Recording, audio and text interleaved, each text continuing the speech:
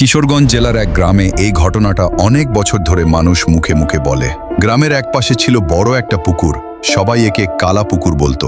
দিনের বেলা কেউ গেলে সমস্যা ছিল না, কিন্তু রাত হলেই জায়গাটা অদ্ভুত হয়ে যেত। গ্রামের এক কিশোর নাম সুমন একদিন রাত 11টার দিকে বন্ধুর বাসা থেকে ফিরছিল।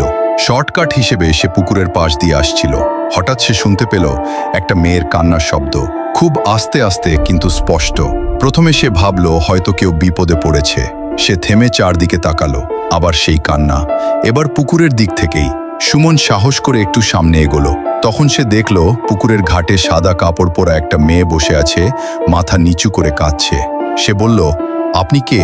কি হয়েছে? মেয়েটা ধীরে ধীরে মাথা তুলল, কিন্তু মুখটা পরিষ্কার দেখা যাচ্ছিল না, যেন অন্ধকারে ঢাকা। তারপর সে হাত দিয়ে ইশারা করল পানির দিকে আসতে।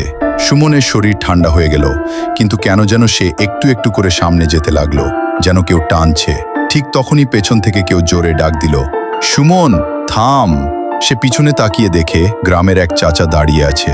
আবার সামনে তাকাতেই মেয়েটা নেই, পুরো জায়গা ফাঁকা। চাচা দৌড়ে এসে তাকে ধরে বাড়ি নিয়ে যায়। পরের দিন জানা যায় কয়েক বছর আগে ওই পুকুরে এক মেয়ে ডুবে মারা গিয়েছিল। তারপর থেকে নাকি মাঝে মাঝে রাতের বেলা কান্নার শব্দ শোনা যায়, আর কেউ কাছে গেলে পানিতে টেনে নেয়। গ্রামের মানুষের বিশ্বাস, রাতে ওই পুকুরের পাশে গেলে ডাকা শোনা যায়, আর সেই ডাক অনুসরণ করলে বিপদ হতে পারে।